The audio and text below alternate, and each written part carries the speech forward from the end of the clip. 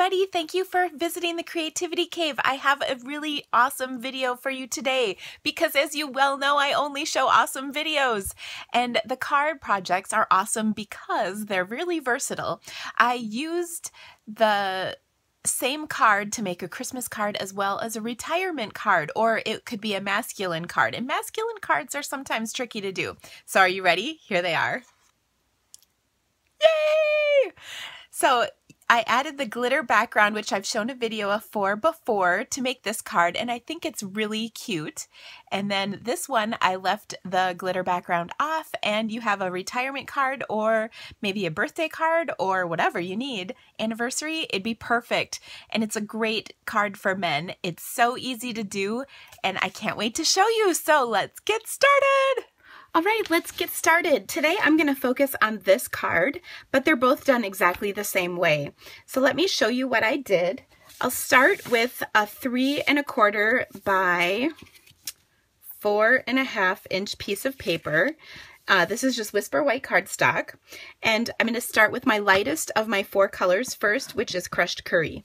So whenever I use sponging, I like to dab off the first bit of ink first and then go right onto my cardstock. The reason for that is if you get a real dark spot of ink on your sponge, it won't show into like a blotch on your card. Okay, so I think this is looking good. I'm just swirling the ink, and I like what I've got so far. Then I'm going to come in with Tangerine Tango, or no, Tangelo Twist, pardon me. So many oranges, I don't know which one is which. Now, the second color is the most important. If you look on this card, you can see that there's hardly any yellow showing, but here I've got more yellow. And I think I like the yellow. I want to make sure that it's showing. So I'm thinking, okay, I've got that much of stamped image, so I want to leave just a little bit so I can plan ahead. Okay, so I'm going to start swirling my sponging there. And that way I know not to go any lower than that first spot. But I do like the idea of blending the colors in a little bit so you don't see, you know, lines across. Okay, so that's enough for Tangelo Twist. Let's bring in Rich Razzleberry. Now, I know I just inked this pad, so I think I'm going to blob off a couple times here. And I'll just add some more ink. I think this is so pretty, graduating from the yellow to the orange to the purple. And I've actually been looking at sunsets and sunrises more closely lately because I've been just loving doing these sponged cards. Now, one more thing I'm going to point out is, do you see where my fingers are? I want to be careful with where I move them, because if I touch them up here and then go down here, I can transfer that ink, and then that'll make you really mad when you find a big fingerprint in your card. Okay, and I'm going to finish up with Night of Navy. Okay, so again, I'm going to be careful where my fingers are.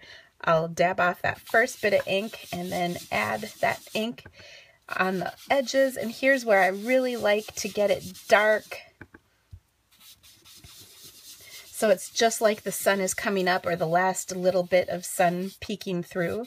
And I think that looks pretty good. Okay, now if you're not happy with the colors, you can always come back and do a little bit more. But I caution you, you can't take it away. It's good for blending, though. Okay, I think I'm happy with that. Now comes the stamping.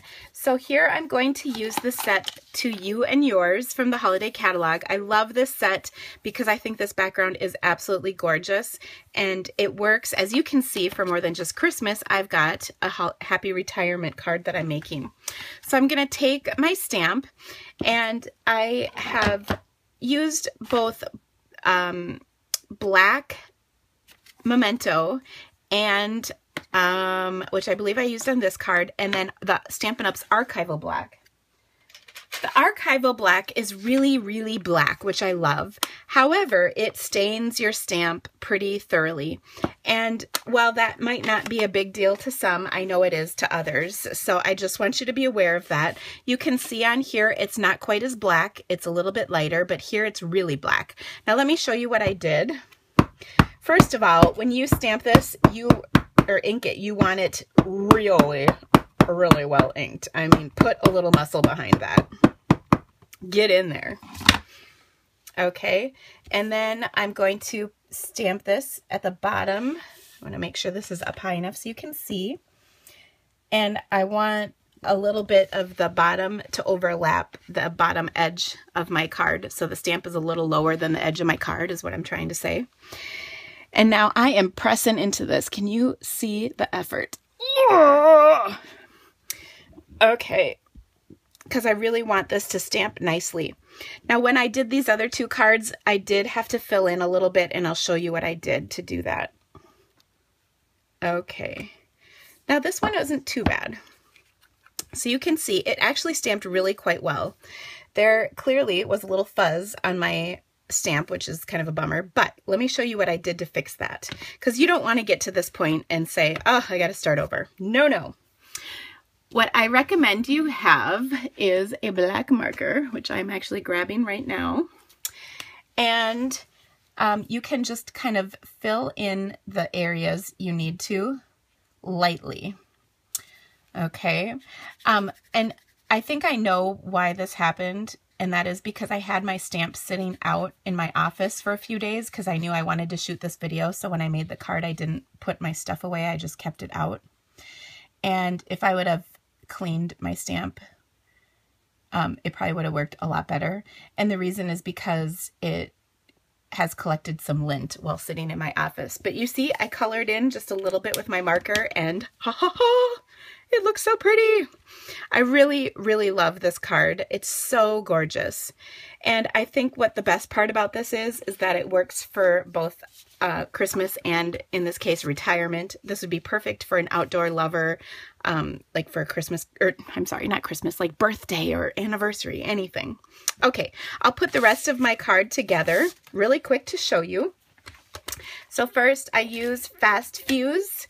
Whenever you do the check mark, you will be happy with how it works. I will place this on a little bit of cardstock, but you know what, before I do that, I see my edge. I thought I overlapped it, but maybe not quite enough. So I'm going to just rub the ink pad right over that edge, and now that little bit of yellow that was showing is gone. I know, I'm so clever. I'm telling you, if I could whip a nay-nay, I would, but I'm not sure how. All right, my daughter would be mortified if she was listening to this right now. Okay, so then I have really enjoyed placing my cards up on stilts or dimensionals. I have a customer who calls these lifter-uppers. I think that's so cute. And I think it just makes the card stand up and stand out a little bit more. Okay, last but not least, I'm going to stamp my greeting, which in this case is Happy Retirement. It's from the stamp set Teeny Tiny Wishes. And I will use the new washi label punch to punch that out. And then I'm going to attach it just right here at the bottom. Now, I actually meant to push this over a little bit so I could cut off the edge, but I'll just do that with my scissors. Okay. And then again, a little bit more Fast Fuse, and I kind of like to